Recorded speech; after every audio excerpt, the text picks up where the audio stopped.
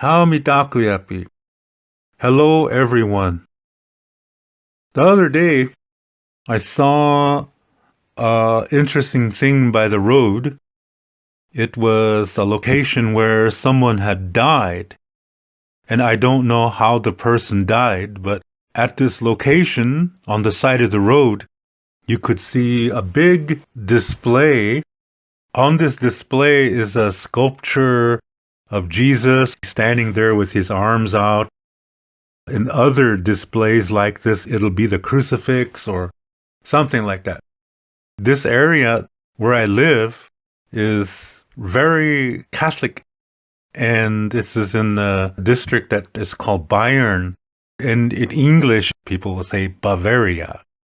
And this is the area that most people in America, that when they think of Germany, they think of these people where the girls wear certain kind of dresses and the guys wear these leather pants and do this dance with slapping each other and kind of thing.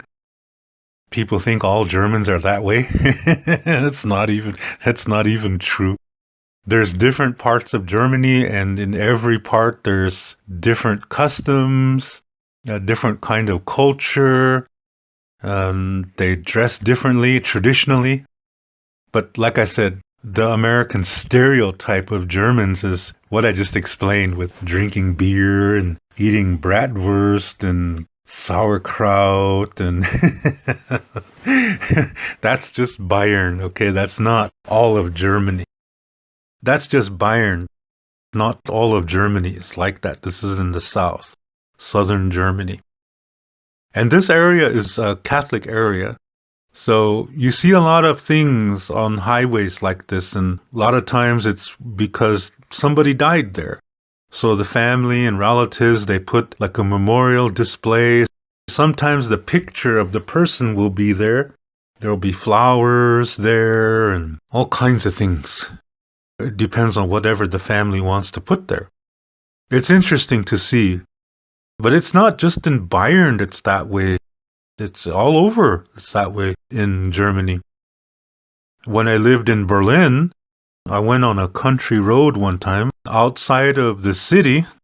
When I say country road, it's not gravel or dirt. It's not like, it's all paved, okay? It's just a smaller highway off the Autobahn. The Autobahn, for those of you that know the interstate is based on the Autobahn. And on the Autobahn, when you get off the Autobahn and take a smaller road to go to one of these smaller villages, the roads are very small. There's no shoulders on the roads, for one thing. And it's very unusual. And when I experience these kind of things, it's really different. Really flat. Up north near Berlin, it's really flat. But a lot of trees, yeah, lots of trees. Well, one time I was driving off on the Autobahn. I got off and was going to visit some people in a small town. And this road, it's very narrow, but it's in very good shape. They really take good care of the roads in this country, that's for sure. And I came to this area where it's a really sharp curve. Sometimes people will drive to a bigger village where there's a pub or a bar, and they get drunk there, and then it's closing time, then they get on the roads and look out. They think they know the roads really well, and they go on this curve that I just mentioned, and next thing you know, that they can't handle it and crash. And then they die. Well, on this curve, there must have been over 10 crosses there. Big crosses. And they put pictures of the people that died there. And most likely they died because of drunk driving. Whether they were the drunk themselves or they were hit by a drunk driver. And I drove on this road at night, and boy, it's crazy. You see these young people driving at really high speeds and passing everybody without regard to what's coming ahead. It's a miracle they didn't cause a head-on collision with somebody. But at this certain curve, people couldn't handle it, and they end up killing themselves there or killing somebody there. And it's interesting when people do that. I think it's not just in Germany. I'm sure they do this all over the place. I know in America they do this all over the place too. In South Dakota, they put up a sign that on one side it says think, and the other side says why die. And these signs were created by South Dakota government to be placed as a marker in locations where somebody died because of drunk driving. It doesn't matter whether the person was drunk or not. It was whoever died because of somebody driving drunk. And maybe it's the driver themselves who was drunk, or maybe the driver ran into a car of people who were sober, but it caused the crash where everybody in the car died. So this is what they were doing in South Dakota, and it does make you think when you see those signs.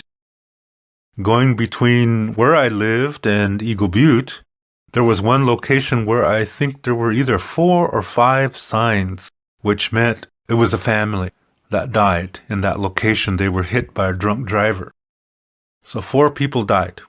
So you see 4 of these signs right after each other like that.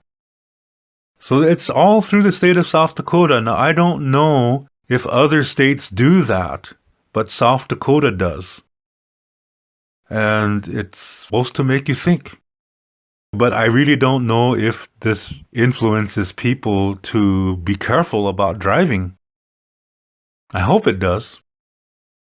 Anyway, on the Pine Ridge Reservation, they have a law that says it's illegal to buy or sell or drink or transport alcohol on that reservation.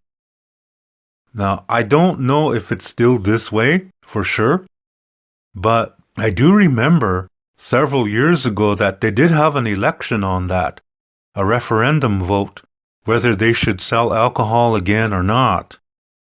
At that time, they decided to do it, to go ahead and sell alcohol on the reservation. And a lot of people were very upset with that because they wanted to say, well, alcohol is not part of our culture, so you shouldn't be selling it on the reservation. Yeah, I can see that point. However, alcoholism is a huge problem on all reservations, especially for reservations that have a very high unemployment rate, and that's basically every reservation in South Dakota. In Cheyenne River, where I come from, Cheyenne River Sioux Tribe, unemployment rate is 80-90%. That's unemployment. That's crazy. And people are talking about the American economy, and they'll be saying things like, yeah, this is just crazy in this world, man. It's like 15% unemployment, and that's just wow. Go to the reservation and see what 90% unemployment looks like. There's a reason why some people say it's third world poverty conditions on the reservations, because it is true. There's no economy. Who has the money on the reservations? Tribal government. And what do they do about trying to create an economy? Not much. And then they say, well, we have to make alcohol illegal. Well, on Pine Ridge Res, when it was illegal, and I think maybe they overturned that, because I'm not too sure about this. Maybe somebody out there can correct me, but I think it was only legal for a little while to sell alcohol on the reservation. And I kind of remember that they threw that law out again. And then, of course, when they made it illegal again, well, the death rates just went higher. So, does prohibition work? No, it doesn't. America tried prohibition. It didn't work. Backfired really bad. It only brought corruption. So what do you think it did in Pine Ridge? It only brought corruption there too. It's common knowledge in Lakota country of what happens on Pine Ridge Reservation concerning the illegal sales of alcohol. Who's bringing the alcohol on the reservation? It would surprise you.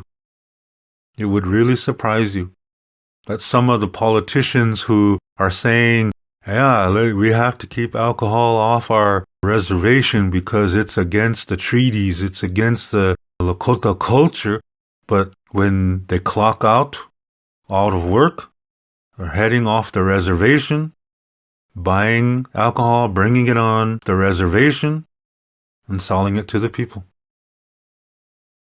What does that say about the tribal government officials? What's the real reason why they want to make alcohol illegal? Is it really because of the fact that it's against their culture? I don't think so.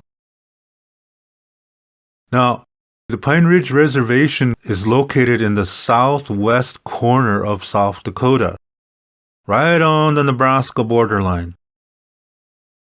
And just south of the Pine Ridge Reservation, there is a little community just over the Nebraska borderline called White Clay. It's a little town. There's a food store there. There's several small businesses there. And the last I heard, there were 3 or maybe 4 places that sold alcohol. And these are owned by non-native families, and they're all millionaires. So, White Clay is just a few miles south of Pine Ridge. People just walk down there during the summertime, maybe even in the wintertime too. Walk down there and get their alcohol and get drunk and walk back. Sometimes they get hit by a drunk driver. And I remember there was a time on that highway just at the borderline of South Dakota, Nebraska. From that point to Pine Ridge community, there were many, many of these signs that I was talking about that say on one side, think, and on the other side, why die? It looked like a white picket fence on both sides of the road. Going from that borderline to Pine Ridge community, it looked like a white picket fence on both sides of the road all the way. Several miles. All these think, why die signs. These were all people who were killed because of alcohol. Drunk driving. Drunk people walking on the road, whether they're walking to White Clay or from White Clay back to Pine Ridge. Maybe they wandered in the middle of the road because they're drunk, and then a car ran over them. Or maybe cars ran into each other. Or maybe a car went off the road and hit something and whatever, and the people died there. But throughout the years, many, many people have died on that road because of alcohol abuse. There were some murders that happened there too, on this road, along this road and into the fields just off the road. Unsolved murders that even there's corruption in the investigation of these murders too. Some people got away. Some people were never convicted even though there was evidence of who did it because of the corruption in tribal politics and among the police force. And what do the people say that are against this selling of alcohol? What do you think they say about this situation? They say, we gotta shut down those bars in White Clay. We have to shut down White Clay. They have protest marches. I don't know if they still do that, but I know several years ago they did. Did it accomplish anything? No, it didn't. Who created this problem? Was it these 3 or 4 non-native businesses? Did they cause this problem? No, they didn't. They saw a situation that was created by the Pine Ridge tribal government, and then they took advantage of it. But who really created this problem? It sure as heck was not those businesses in White Clay. No, they didn't cause the problem. Those businesses in White Clay saw an opportunity, a financial opportunity. But who created that opportunity? It was the tribal government. Who created the situation so that all those think, why die signs, there's so many of them, it looks like a picket fence. Who created that situation? Was it White Clay? No, it was not. It was the tribal government. Do you really think that works to make alcohol illegal? The people still gonna get it. Look at White Clay. The people still gonna get it. Worse yet, they're gonna try to make it themselves. Do you know what they do?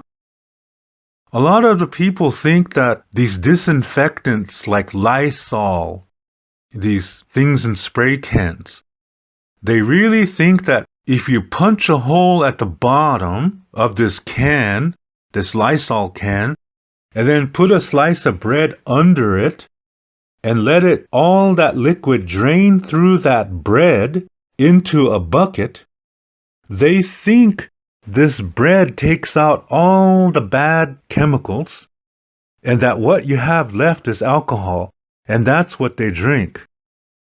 They honestly believe this is alcohol. You know what that does to the body? It destroys your organs. Everything goes. It's like a domino effect.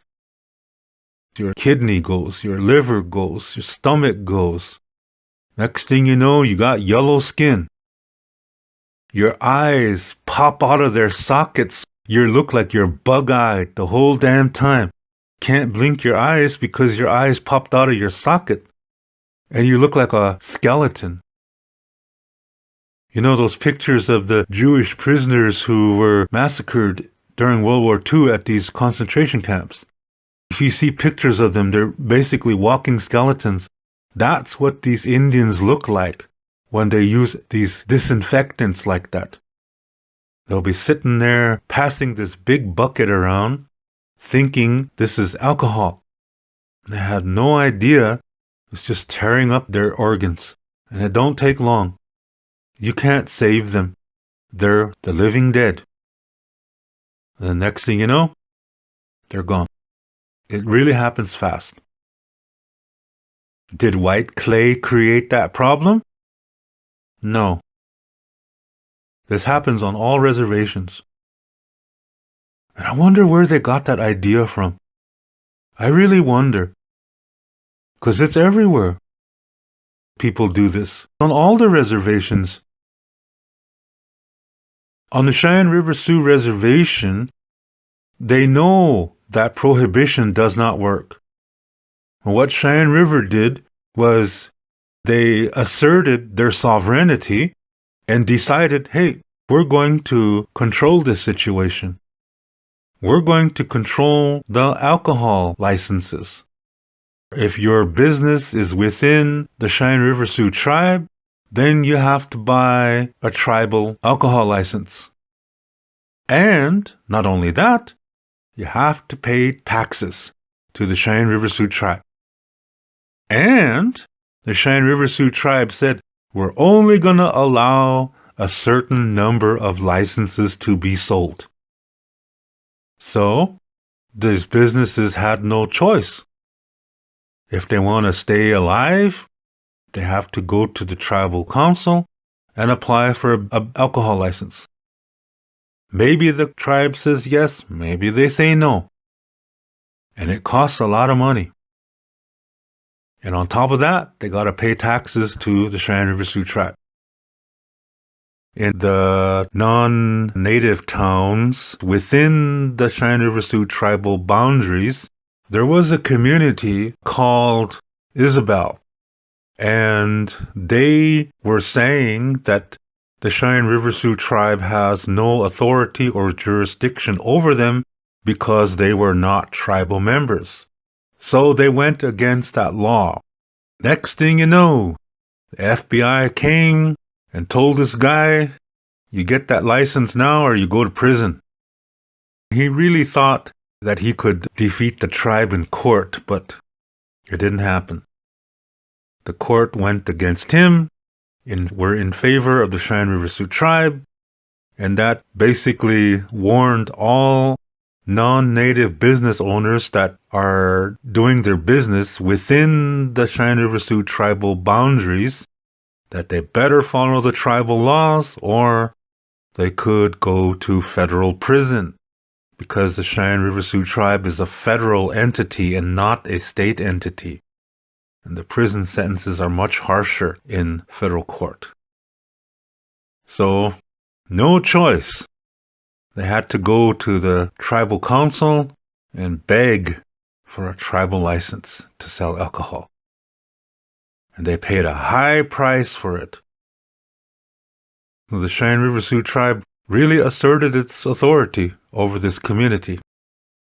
So this guy had no choice but to buy a tribal business license to sell alcohol in his restaurant and bar. That was really big news at that time. See, you're not going to stop people from getting their alcohol. They will get it, no matter what. You cannot stop it, but you can manage it.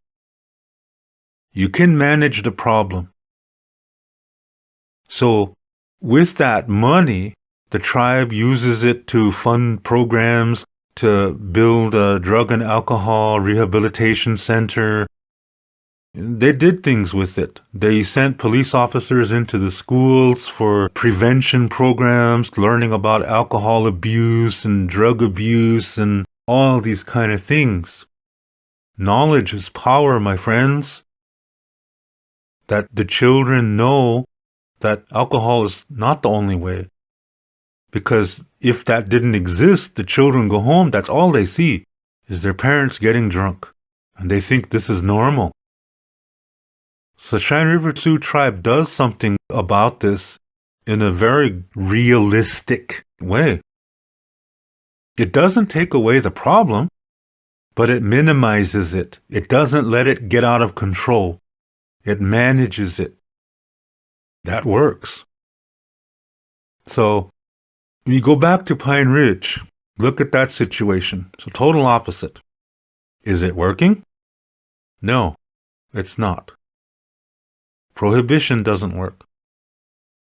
So on Pine Ridge, there's a lot more think why die signs because of this prohibition.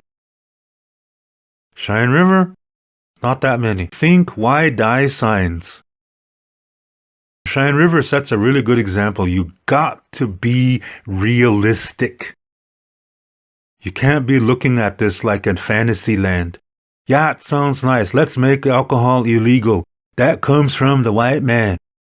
It's bullshit. There were tribes in California that were making beer before the white man even had the idea to come this way. Alcohol did not start with white people, my friends. It started in several places around the world. So, it's a very sad situation on reservations where it's illegal, because people will find a way to get it. And there will be people that will drive off the reservations and buy shitloads of alcohol. They fill up their pickup trucks with alcohol, drive back on a reservation, and sell it to people. They call them bootleggers on the reservation. And sometimes there are even tribal officials that are doing that, because they're the ones that have the money. They have jobs, high-paying jobs, but they're the ones that are bootlegging. Not all of them, but some of them do. They got a lot of relatives. That's how they get elected. with favors like this. So who's causing this problem? If Pine Ridge were able to do what Cheyenne River did, white clay would die. But for some reason, Pine Ridge is not able to do that. They tried. From what I understand, they tried. They tried to make it legal. They tried to follow the Cheyenne River example, but because of political corruption, it didn't work. And so they made it illegal again. The death rate soared. Suicide rate soared. Did white clay create that problem? No. White clay is a product of the tribal corruption. White clay is a product of prohibition. Even if you shut down those bars in white clay, they'll pop up someplace else. You will not solve that problem by shutting the bars down. They will pop up someplace else. Other people will see that as a financial opportunity in other ways, and then they'll make profits from it.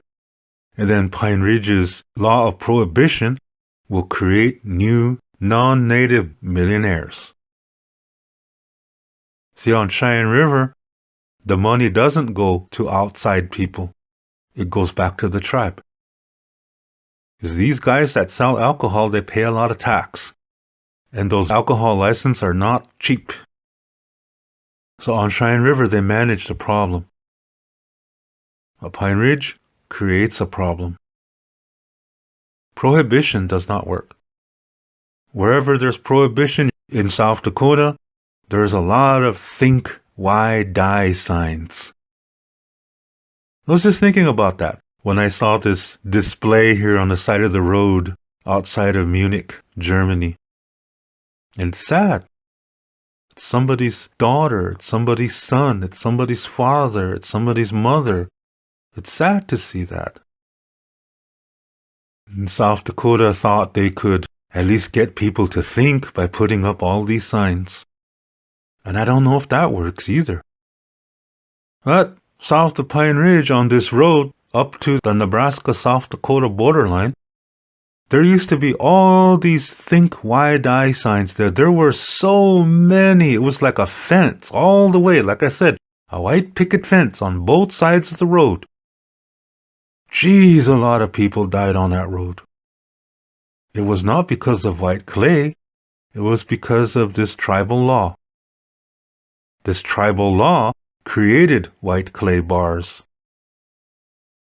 But for some reason, they took all those signs down. I don't know who did it. I don't know why they did it. But the last time I went to Pine Ridge, before I moved to Germany, I drove on that road, and all them signs were gone. And I don't know why, because I really think they should have left them up, because it's not a sign of white clay. White clay didn't create that. The tribal government created that. And the tribal government created white clay. The tribal government created those non-native millionaire families in white clay. Prohibition does not work. You can protest all you want against white clay. You're protesting against the wrong people. Think. Why die? Very interesting. It was just on my mind. Just thinking about that when I saw this display on the side of the road here. You see them in several places, and like I said, it is sad to see that. It's always sad when somebody dies, especially because of alcohol abuse. It is true. Alcohol is not part of Lakota culture. That is true. But you are responsible for how you live your life.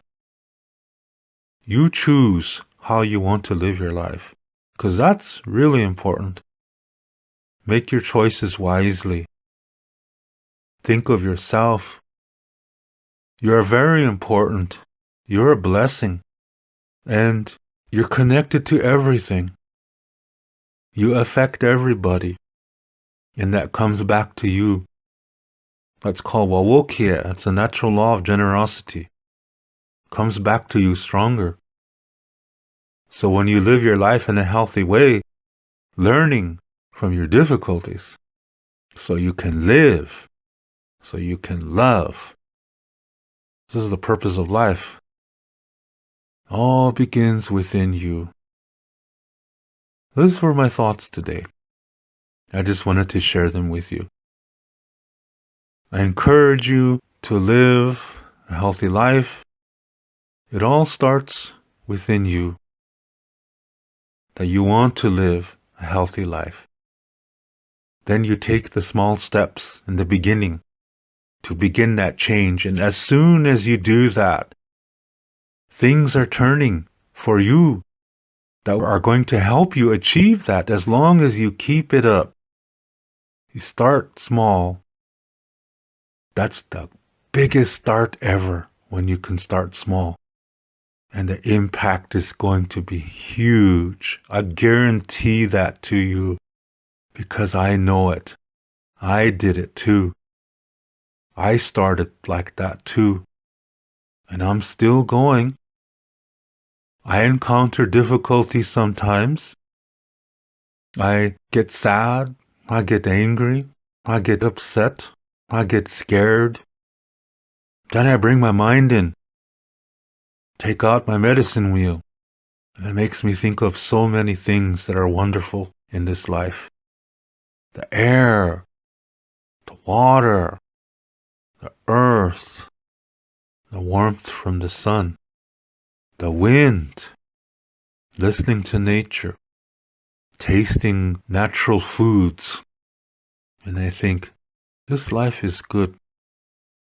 This is a nice planet. Our Mother Earth is wonderful. Grandmother Earth is wonderful. You can call her either one. Some people like to say Mother Earth because she's like a mother. That's true. And some people say Grandmother Earth because she's a very wise woman. That's true too. You can call her either one. All grandmothers were once mothers. And all mothers will be grandmothers. So you can call her both. And you have a part of the earth inside of you to help you. No matter where you are, whether you're out in the forest, whether you're in a hospital, whether you're incarcerated, whether you're traveling on a train or an airplane or submarine, you have the piece of the earth inside of you. You can talk to her anytime. She wants to hear you. She wants you to talk to her. And she can help you. You can sing to her. She gives you so much. Give her some attention. It all begins within you. And life is love. When you're going through difficulties, you will make it. You learn from it. Make the best out of the situation. Even when it looks like there's no hope, keep trying. Because it will get better. That's how it is. It will get better as long as you're trying. It will get better. And when you pass through it, you see, wow, it's all about love. Love includes going through difficulty because it really helps you to understand what love is. In Lakota, difficulty is otechike or techia. Love is techila with the L. They all have that root word techi inside of them because it's all connected. Even our language is saying that. Difficulty is not a bad thing. It's just a part of an experience to help you grow, to help you learn to love. I know it's hard to understand, but it all begins with you. I want to live healthy. That's all it takes is to say that one thing. Make that first step and keep going. It will get better. So yeah, think. But not only that, learn. And that's what you're doing when you're learning. You're thinking. This is how we live. This is how we love. Oh, mitaku. Thank you very much for listening. And I will talk to you again soon in the next video. Doksha ake. Until next time. To learn more about Lakota spirituality, I have written a book called Wichocha Otechike. This book also includes Lakota star knowledge information. All the videos that I make, which are about Lakota spirituality, Lakota star knowledge, and cultural information, are based on this book. This book costs 99 American dollars. This price includes the shipping cost as well as a tracking number. And to learn more about Lakota language, I have written a Lakota language book called Chante Etanha Owoglake, Speaking from the Heart. And all my Lakota language videos are based on this book. This book costs 119 American dollars. This price includes the shipping cost as well as a tracking number. I also teach online and I give spiritual consultations as well. If you are interested in any of my services and products, you can send payment via PayPal to my email address, which is hehaka7@yahoo.com. That's HEHAKA, the number 7@yahoo.com. When you send your payment, please include your shipping address and your email address. Lila Pilamayelo. Thank you very much.